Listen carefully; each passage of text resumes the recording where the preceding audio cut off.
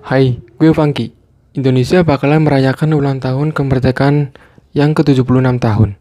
Tapi, tahu nggak sih lo, ada fakta tersembunyi di balik hari kemerdekaan Republik Indonesia yang jarang orang ketahui. Dan kali ini, gue bakalan ngasih tahu lo tentang fakta tersembunyi di balik hari kemerdekaan Republik Indonesia. Tapi bentar, habis yang satu ini. Naskah teks proklamasi yang ditulis Insinyur Soekarno dibuang ke tong sampah. Banyak orang kira naskah proklamasi yang dibacakan oleh Insinyur Soekarno pada hari kemerdekaan adalah naskah yang asli. Tapi kenyataannya, setelah Insinyur Soekarno menulis draft proklamasi, ia menyerahkannya ke Sayuti Melik untuk diketik. Nah, sehabis diketik, Sayuti Melik nggak sengaja ngebuang draft tersebut ke tong sampah. Hingga setelah proklamasi dibacakan, seorang dengan nama Burhanuddin Muhammadiyah gak sengaja nemuin draft tersebut yang ada di tong sampah tadi. Tapi dia memilih untuk menyimpannya dahulu hingga situasi kondusif. Hingga pada tahun 1992, ia menyerahkan draft tersebut ke Presiden Soeharto. Makanya pada tahun itu masyarakat heran dan penasaran kenapa draft tersebut ada di tangan Presiden Soeharto. Belum tahu kan?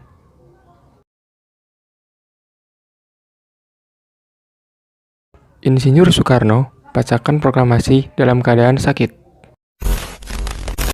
Naskah proklamasi dibacakan oleh Bung Karno dengan didampingi oleh Bung Hatta pada rumah hibah dari Faraj bin Said bin Awad Martak di Jalan Pegangsaan Timur nomor 56, Jakarta Pusat. Seperti yang kita tahu, pembacaan tersebut dilakukan dengan nada tinggi dan semangat berapi-api.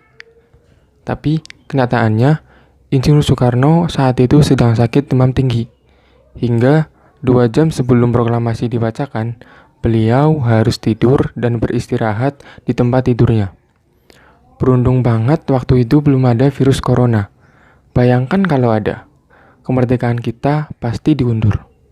Foto dokumentasi pembacaan proklamasi disembunyikan di bawah pohon. Kalau lo foto sama temen lo atau sama pacar lo, disimpan di mana? Micro SD, flash disk, atau CD? Tapi pejuang kemerdekaan kita beda nih. Saat pembacaan proklamasi, ada 2 fotografer bersaudara bernama Frans Mendur dan Alex Mendur. Mereka bekerja di Harian Asia Raya. Mereka secara diam-diam dan bekerja keras memotret saat pembacaan proklamasi sebanyak 3 kali. Dan hasil film negatifnya mereka sembunyikan di mana? Di bawah pohon. Ya, di bawah pohon. Nggak pernah kepikiran kan? Belum tahu kan? Penyebaran berita kemerdekaan pertama kali bukan dari RRI. Alat komunikasi zaman sekarang mah udah canggih banget ya. Bisa pakai SMS, telepon, video call, voice call, atau email. Tapi waktu zaman dulu nih, waktu zaman kemerdekaan, alat komunikasi yang dipakai masih sangat sederhana.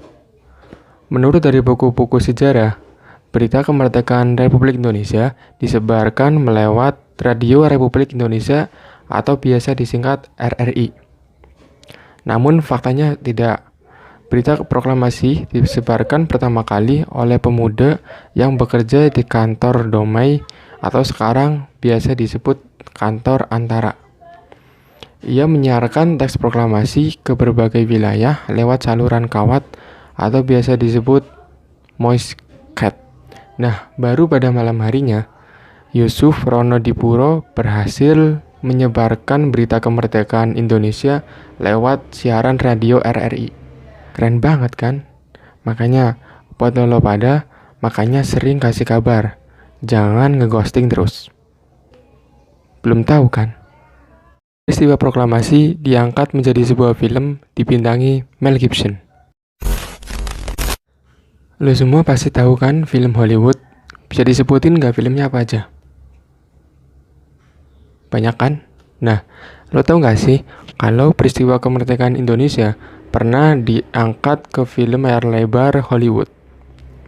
Tepat 19 tahun setelah kemerdekaan Indonesia, film berjudul The Year of Living Dangerously dirilis ke publik. Dibintangi oleh Mel Gibson, film ini berangkat dari pidato Insinyur Soekarno yang bertajuk Tahun Vivere Pericoloso. Dalam pidato tersebut, Soekarno merangkum masa-masa sulit dan berbahaya yang dialami oleh bangsa Indonesia.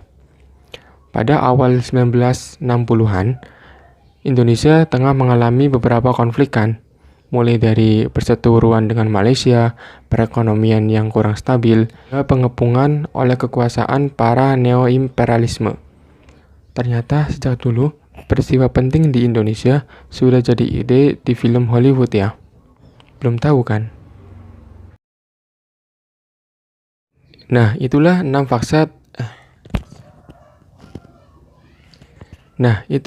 fakta di balik kemerdekaan Indonesia yang